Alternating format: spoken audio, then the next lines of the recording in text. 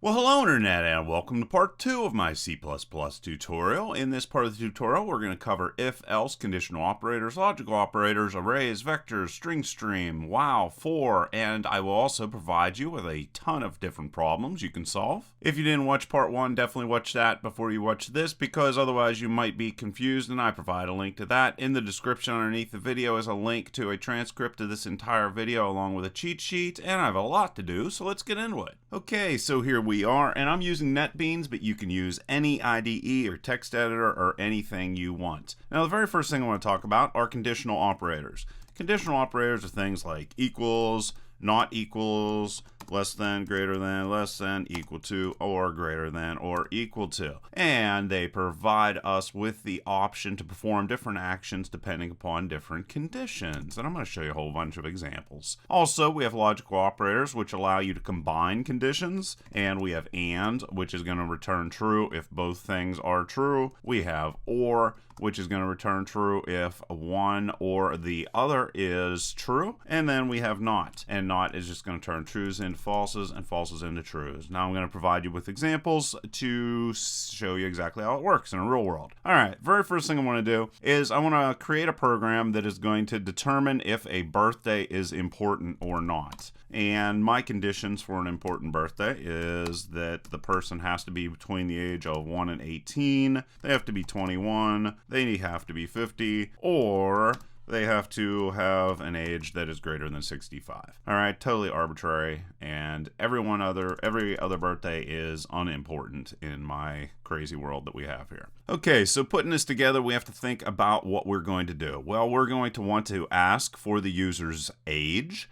We are going to receive a string. We are going to convert that string into an integer, and then we're going to use if, else, and else if, and conditional operators and logical operators to then decide if the birthday is important or not.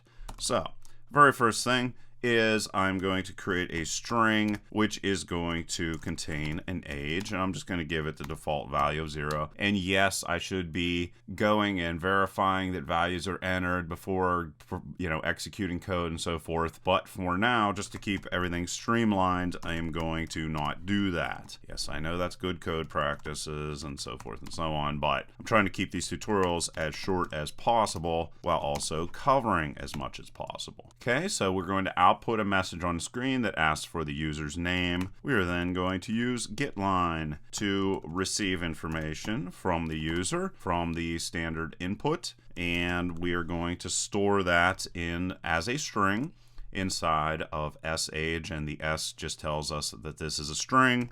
Hungarian notation, you can use it if you like it. If you don't like it, don't use it.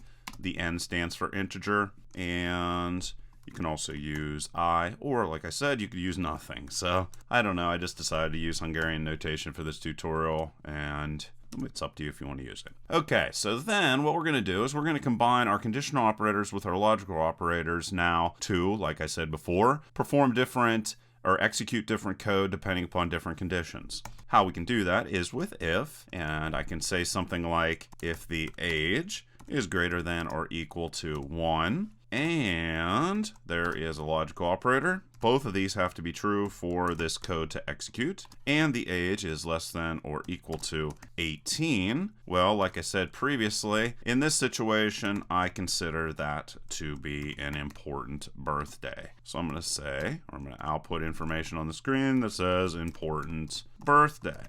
And there we go. And N for new line. Now, I didn't need to put these curly brackets in here, and I'll show you an example later on where I don't use the curly brackets. But for some reason, I like to look at them. I think they make the code easier to read. But if you don't like them, don't use them. All right, then I'm going to say if the age is equal to 21, or there's the or logical operator, the age is equal to 50. Well, I said previously that I determined that those were important birthdays. So in that situation, I'm going to come in here and once again print out on the screen important birthday. And the other condition was that our age was greater than or equal to 65. So I'm going to say else if the age is greater than or equal to 65. Well, in that situation, I also said that's an important birthday. And then to finish off our if else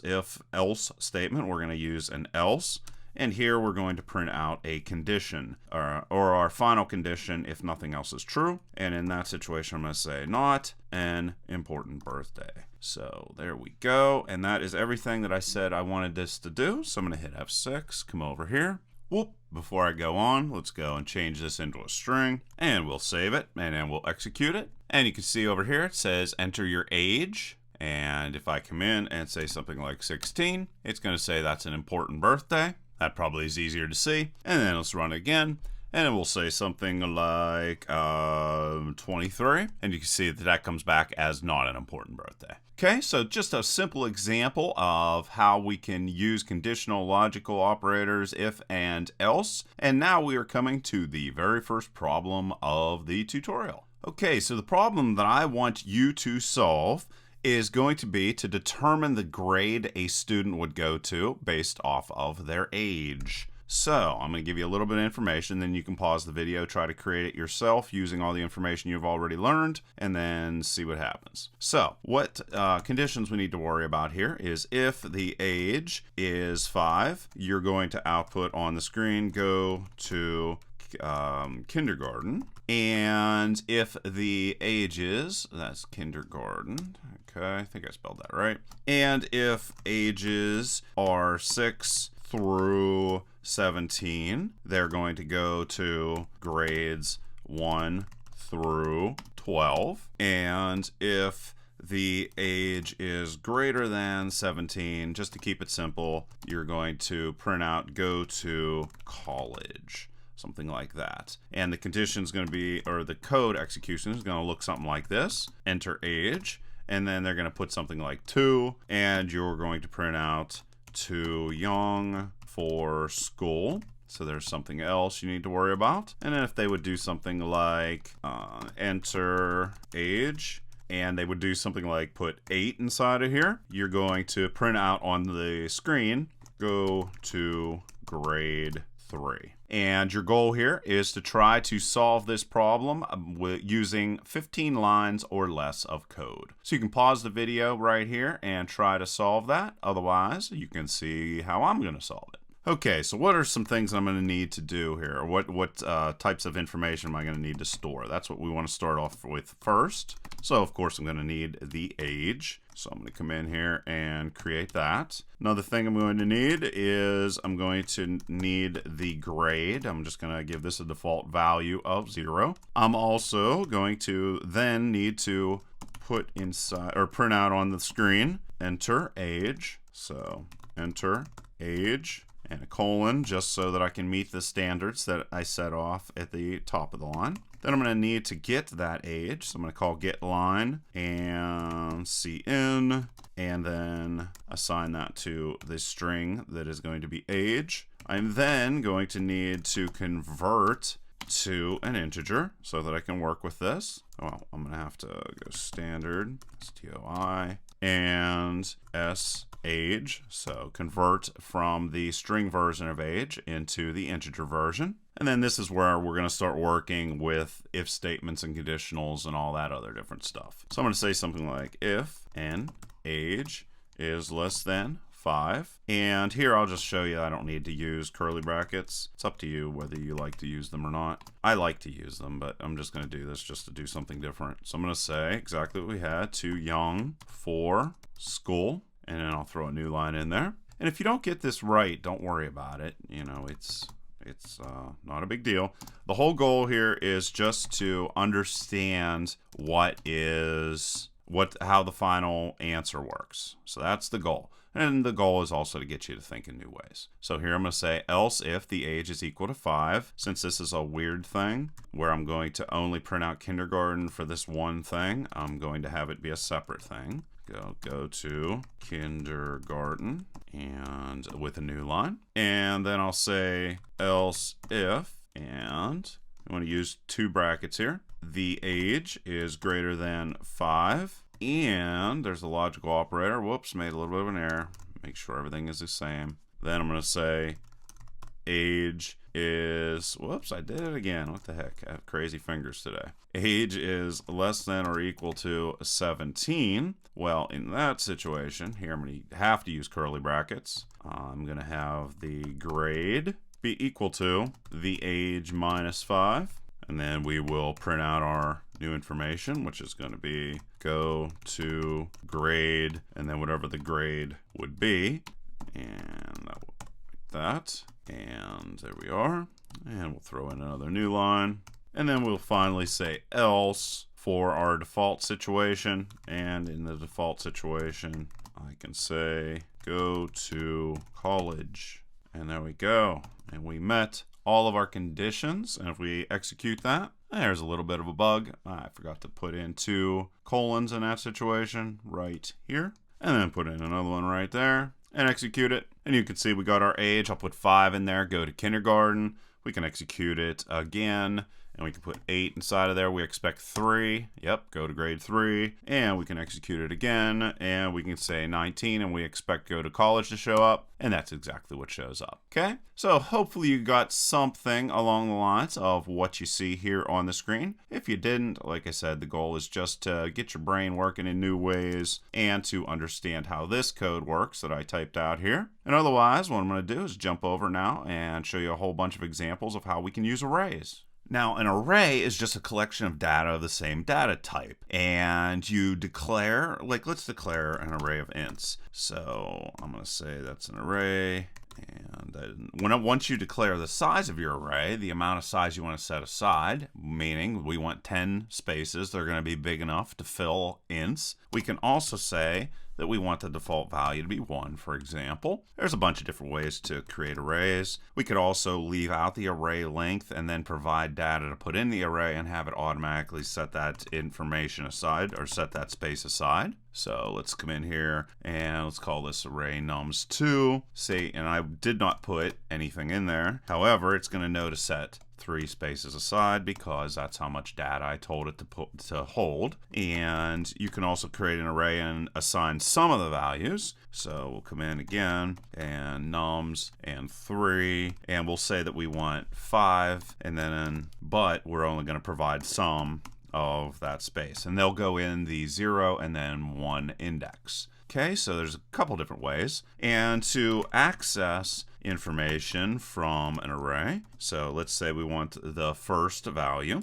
like I had mentioned in the previous tutorial. Basically, an array is going to store information, and each piece of information in the array is going to be assigned to an index. So make sure we have here array, and let's come up here and put these ends inside here and ends right there. So if you want to get the very first item in the array, well, you're just going to have to go in there and put the 0 index inside of it, and then that'll give it to you. So let's go like this. And there we go. And that's going to output that. And if we run it, you can see first value is 8. And that is for this guy right here. And let's go and do a couple other different things. You can also change values. Very easy. So nums3. And just go and point at the index you want to change. And then just say equal to whatever you want the new value to be. And we can also, let's just go and output that again, just so you can see that that changed. Of course it did. And you'll see now it's 7. You're going to also be able to get the array size, but you do it in a sort of a little bit of a weird way.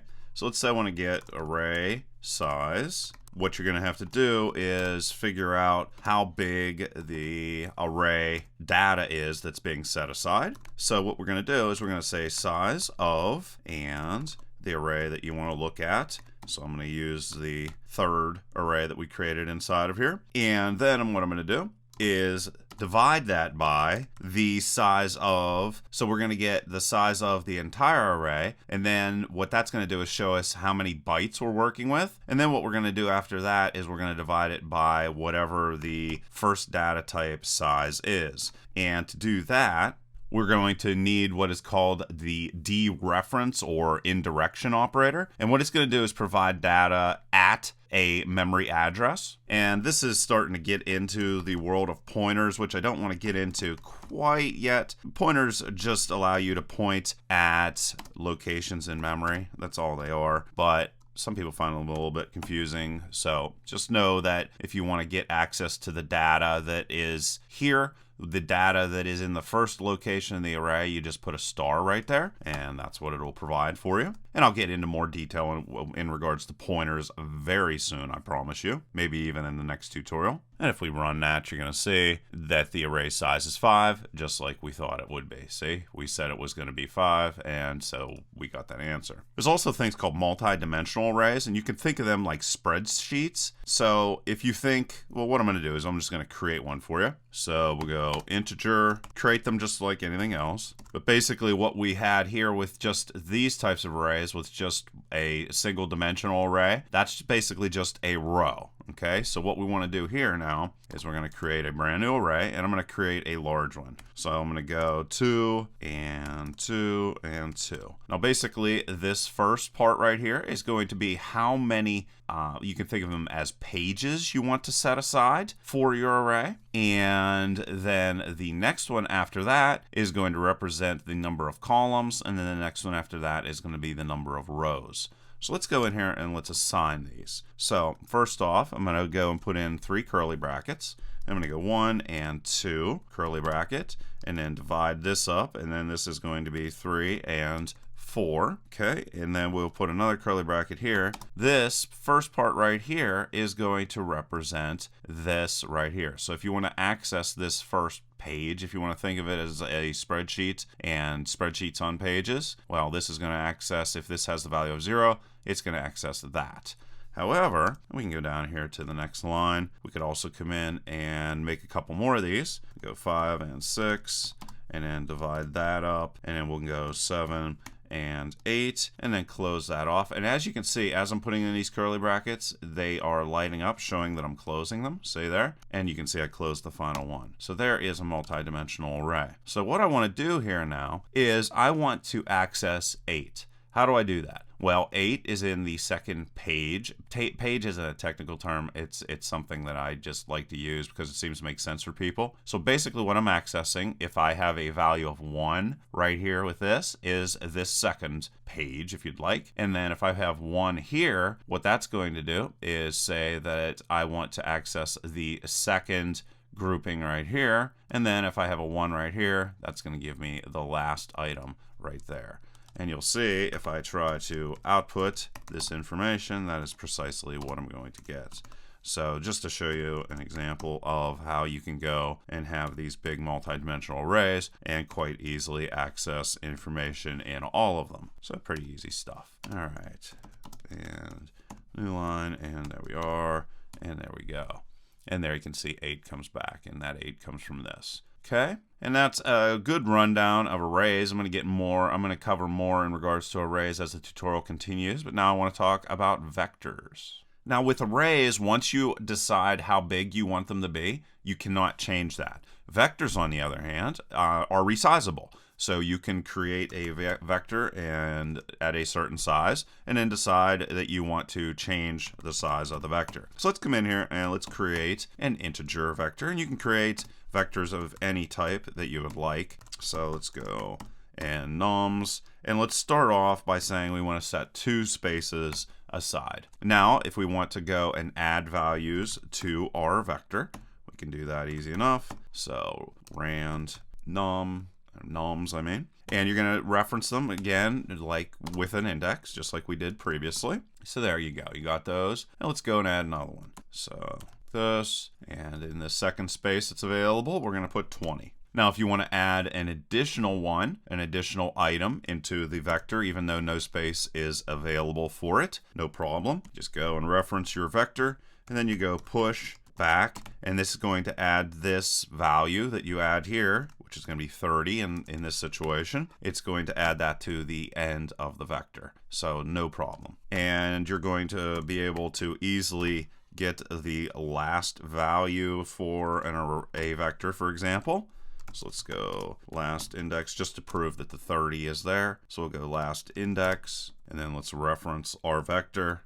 And then we can get the overall vector size by just going like this. And then we can get the last item inside of there by going and subtracting 1 from it. And go and do a new line after that. And there you can see last index is 6. So you can see it's easy to go and add additional data to the end of the vector. No problem. Doesn't cause any problems. Another thing that's very useful is to be able to convert a string into an array. So let's go and let's do that. Or basically convert a string into a vector. So I'm going to go and I'm going to create a string right here. And pay good attention because this is going to be in the next problem that you receive. So I'm going to create a string just called sentence. And let's just call this is a random string. Okay, so we went and we created that. And we can get rid of all this other stuff here. So let's just get it out of the way so that we don't have to look at it and be distracted. Next up, go and do a little bit more. What I want to do now is create a vector that this string is going to be divided up. All the words inside of it are going to be divided up and stuck in there. And as you can see, I can go and make a string vector, no problem at all. And let's just call this words because that's good enough. And you can see I don't need to set the size for it or anything. Everything is perfectly okay in regards to that. Then what we're going to do is we're going to create ourselves a string stream. And this is an object that receives strings, and then it will be able to manipulate them in one way or another. And how we are going to manipulate them is we are going to receive the string, which is what we just did right there. And then we're going to use it to spit out each individual word separated with a space, and then we will separate them out.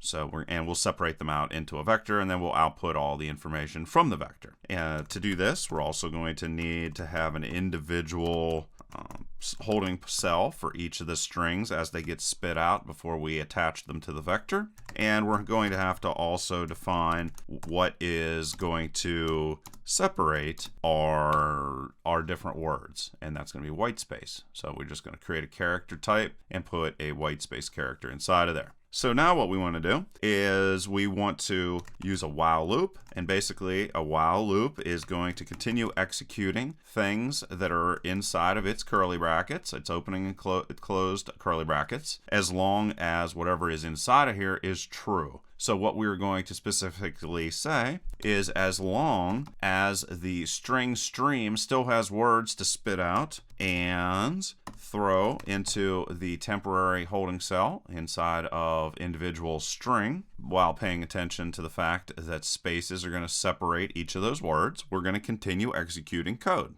So what we're going to do is we're going to then use pushback with our vector that we have, push back, and it's going to pull the individual words out of our string that we have there. And that's what getLine is going to do for us. It's going to pull it out of the stream, each individual word, and then stack them inside of our vector that we have here. And vex words, and that's all perfectly fine. Individual string. Okay, good stuff. Oh, this is going to be div though. So there we go. All right, got that set. And I just noticed that I forgot to put two colons inside of here. So I'll fix that real quick. And there we go. I went and put in double colons inside of there.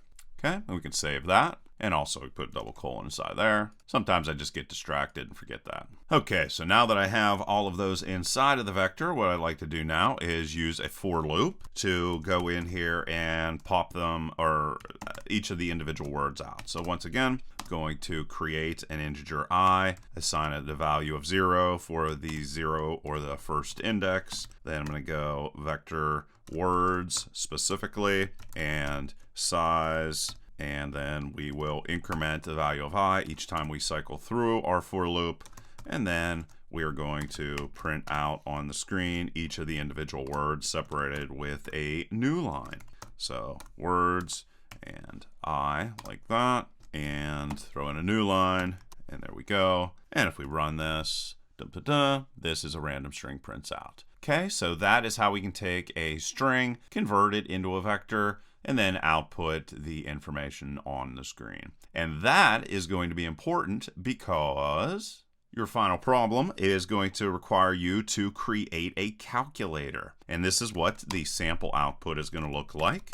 So you're going to print out, enter calculation, and then you can put like an example of what type you want to look for. You want to look for 5 plus 6, for example, is what the user is going to type in. And then they're going to type in something like 10 minus 6, and you are going to output something that looks like this. 10.0 minus 6.0 is equal to 4.0. And you're going to be able to perform calculations on plus, minus, multiplication, and division. You could also do modulus if you should like to. And you should also provide for the fact that, let's say you don't provide for modulus and they type in 5 modulus 6, you're going to be able to put an error message on the screen that says something like, please enter only plus, minus, multiplication, and division.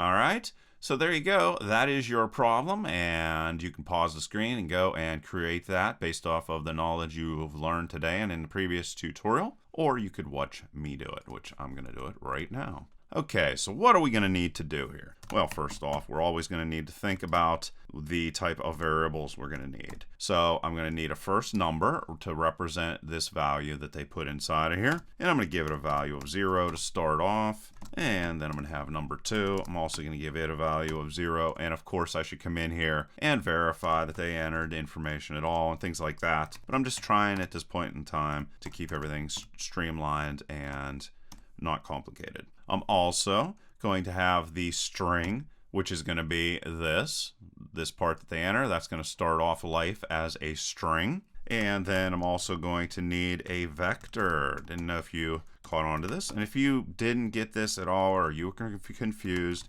don't worry about it. The goal is just to get you to use your brain in new ways, and also to get you to understand how I solved the problem.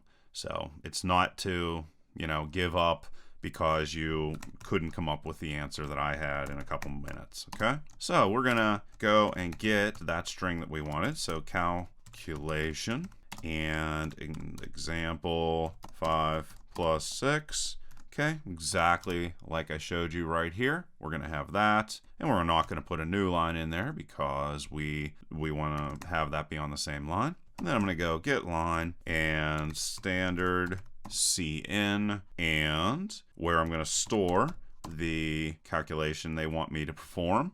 So that string that we have right there. Then I'm going to use the string stream like we did previously, and it's going to spit out individual information one at a time.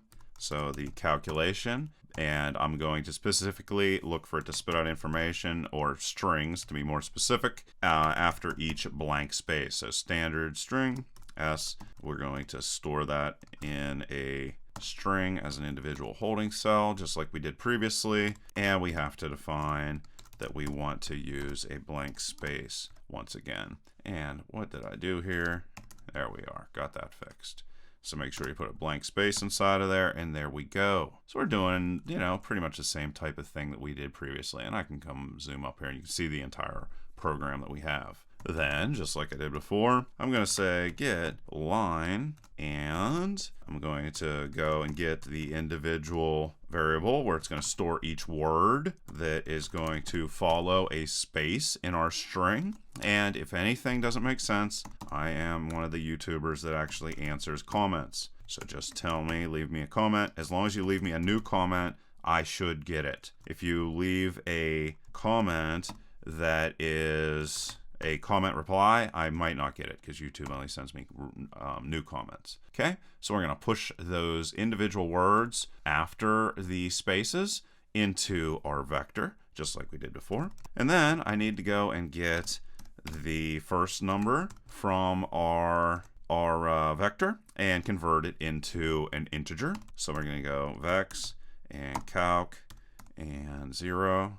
And if you did get this right, and you feel that it would be helpful to me, go ahead and leave a comment and say, hey, I got it right.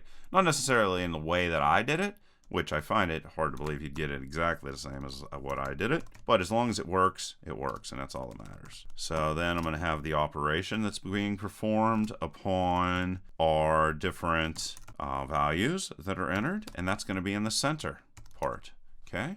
But I'm going to keep that as a string because that's perfectly fine. And then I'm going to use if. I'm going to say operation is equal to, and they entered a plus. And I can check using other different options as well to see how this works. And I'm going to use a printf in this situation. So %.1 f based off of the input that it said that it wanted, which is up here. Say, whoops, say this is all floats or doubles or whatever. Okay, so I got that there. I'm going to say plus, and another %.1 f is equal to, and another %.1 f, and a new line.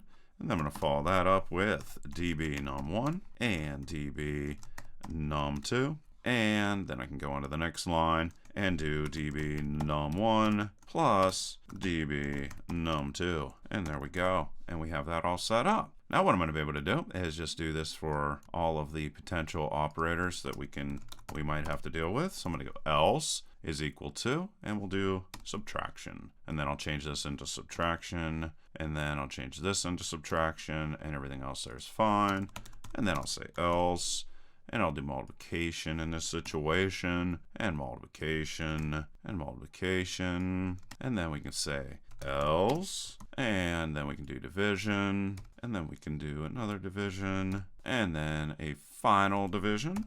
And then finally, we can say else, and we'll do standard cout. And I said that I wanted it to say what? I wanted it to say, please enter only these guys.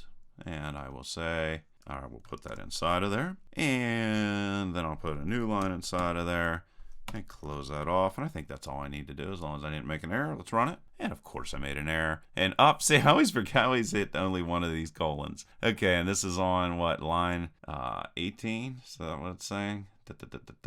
Yep, right here. Oh, okay, right there. Yeah, there. Is that the only error I made? Looks like it might be. Let's do 5 plus 6. And you can see I got the right results. Let's run it again. And let's do something like 2 times 5. Got the right results. And let's run it again. And let's do something like 30 divided by 6. And I got it again. So there you go, guys. Hopefully you got that last problem right. But if you didn't, don't worry about it. And all of the code that I have here and a transcript of the entire video is available in the description underneath the video. And like always, please leave your questions and comments below. Otherwise, till next time.